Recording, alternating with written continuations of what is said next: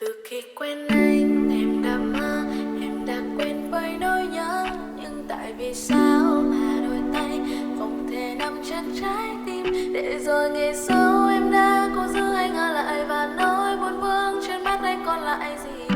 Nơi bình yên em với anh thu qua đông đêm giá lạnh. Rồi thời gian trôi dần sát theo lối em về, chỉ còn lại đây nỗi buồn cô đơn mang nhiều yêu phiền.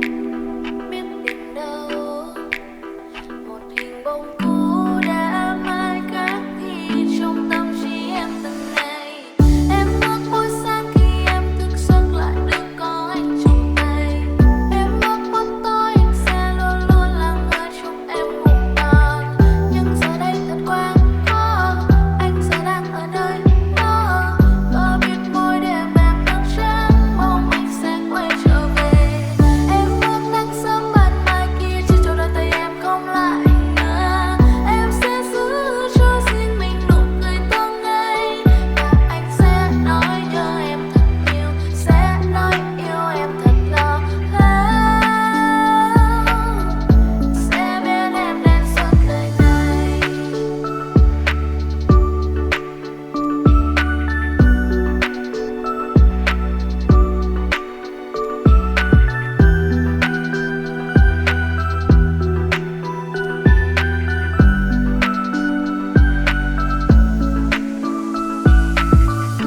Rồi thời gian trôi dần sát theo lối em về, chỉ còn lại đây nỗi buồn cô đơn mang nhiều yêu phiền.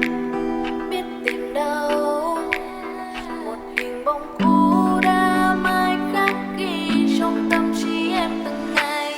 Em ước mỗi sáng khi em thức giấc lại được có anh trong tay. Em ước mỗi tối em sẽ luôn luôn là người chúc anh ngủ ngon.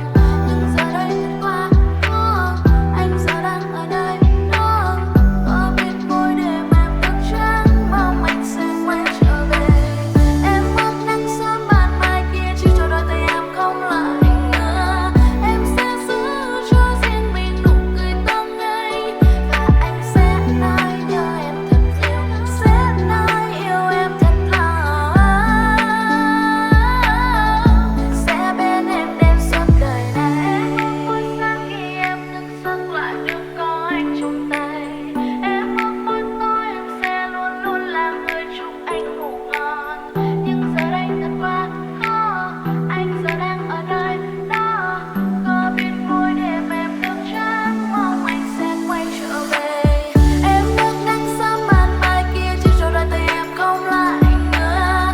Em sẽ giữ cho riêng mình nụ cười tối ngày, và anh sẽ nói nhớ em thật nhiều, sẽ nói yêu em thật lâu, sẽ bên em đến suốt đời này, sẽ bên em đến suốt đời này, sẽ bên em đến suốt đời này.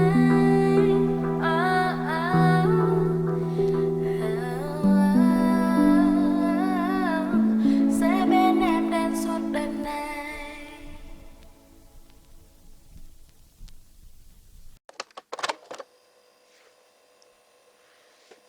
Từ khi quen anh, em đã mơ, em đã quên với nỗi nhớ. Nhưng tại vì sao mà đôi tay không thể nắm chặt trái tim. Để rồi ngày sau em đã cố giữ anh ở lại, và nỗi buồn vương trên mắt anh còn lại gì.